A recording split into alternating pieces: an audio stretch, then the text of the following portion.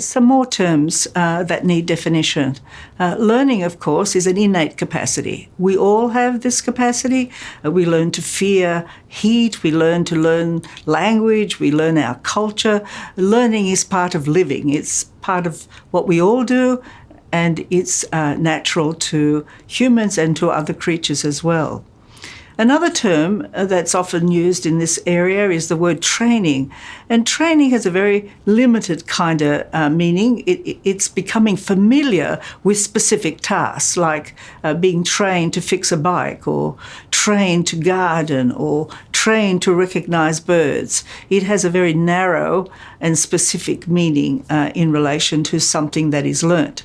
Education has a much broader meaning. It's the systematic acquiring of knowledge. It leads one to being innovative, to being creative. It involves disciplines like science and history and philosophy. But more importantly than all of that, it's about a way of knowing and a way of shaping the world around you and a way of becoming in the world. Of course, again, we need to say that all these three definitions, the definition of learning and the definition of training and the definition of education, blur into each other. And most importantly, what we need to understand is that learning is lifelong and life-wide. There are many sources that provide us with the learning throughout our lives. So different definitions, but interrelated processes. As we take this journey through the basic concepts of education, I want to make a distinction between learning and education. Okay? Now, of course, all education involves learning by definition, but learning in a way is much bigger than education.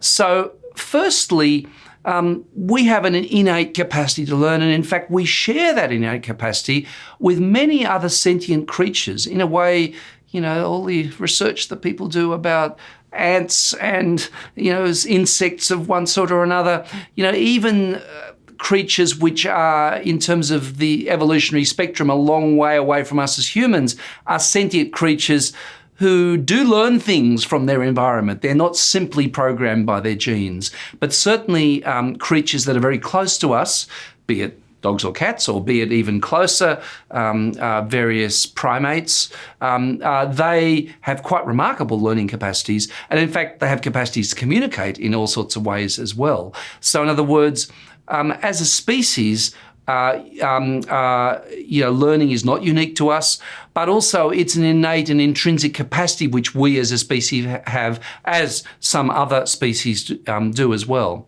And when I say innate, it means that we have a capacity to pick up things from our environment which are not just biologically programmed into us, as do these other insects through to primates as well. Now, learning which is not educational per se, not educational in the strict sense that we're going to get to in a moment, is incidental to everyday experience. In other words, everything we do involves some sort of learning. I learn how to get from A to B. I do it the first time, and by the time I get to do it the second time, I've already learned how to get from A to B. So a lot of this learning is mundane, ordinary, casual, but in a sense, if we weren't capable of learning mundane, ordinary, casual things all the time, we would be nothing. We wouldn't have grown as adults to what we were. And as adults, we keep learning stuff all the time as the world around us changes, but even as we need to do prosaic things like remember the route we took yesterday, or remember the way to do something which somebody showed us an hour ago, or whatever. But vis-a-vis learning, there is one important thing which does distinguish human beings from other sentient creatures on the planet. And that is the fact that we can change our species being via learning. Now, that's a very abstract concept. Let me try to explain it.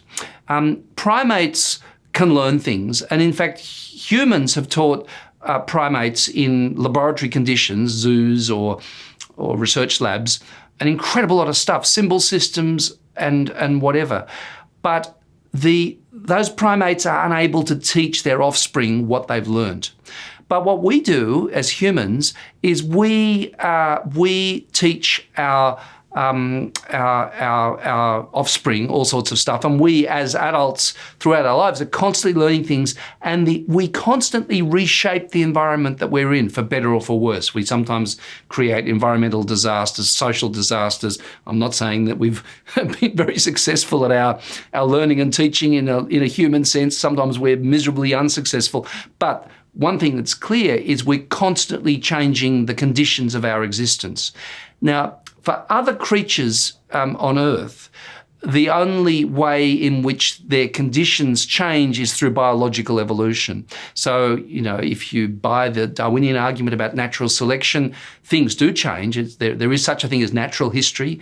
The world changes all the time, but it happens because of this process of natural selection where there's constant genetic mutation. Some mutations prove to be more successful than others. Some of them prove to be unsuccessful, and that therefore the nature of every species is constantly changing. But what's unusual about human beings is we change our species being all the time, and we do it through culture.